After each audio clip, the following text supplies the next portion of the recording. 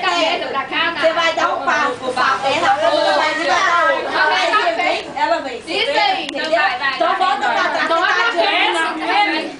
Só tem do Lucas, assim, ó. É essa que grava. Sou eu. Ai, ai, ai, ai, ai. Ai, gente. Mira.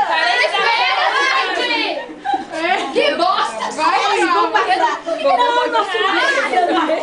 ai, você vai na frente. Você vai amarrar, não? Olha lá, tá. Que engraçado. Nós chegamos, mano. Nós chegamos primeiro. Nós chegamos. Bota minha Aqui. Pronto? Acabou? Acabou. Nossa, gente. Que brincadeira.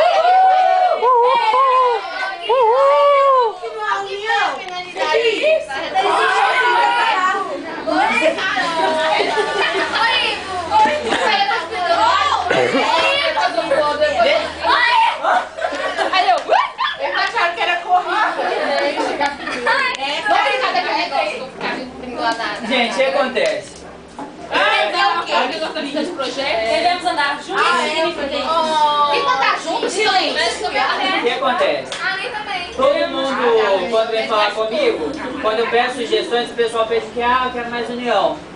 Só que a gente só pode ter união se todo mundo estiver pensando do mesmo jeito, todo mundo junto. Pensar em grupo, pelo menos. Entendeu? Tentar achar um jeito de todo mundo caminhar da mesma forma. Sem que uma pessoa não queira correr na frente da outra. Pra chegar primeiro. E... Eu sabia que era isso. Eu ia cair. Isso serve para todo mundo. Quando vocês começarem a trabalhar e tiverem que trabalhar em equipe, vocês vão ter que aprender isso.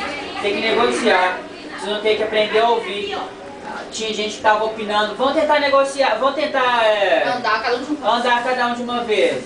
E vocês não estavam nem aí, queria cada um chegar primeiro. E eu quero pegar. Não, eu sei sei contar que ninguém vai ver. Eu não ia lá disparar. Eu ia querer lá. Igual aí do Paulo. Quando a gente tem união, a gente precisa saber ouvir também. Entendeu? Que é muito mais importante do que falar, e só falar também não adianta nada. E a gente tem que agir. Beleza? Oi, foi chique. Oi, oi, oi,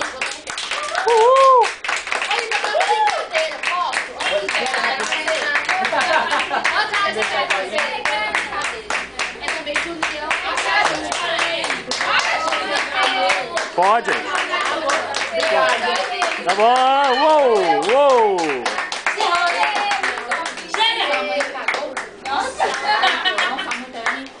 meninas, então... Ei, Ivo, vamos fazer? Pode recolher as palmas.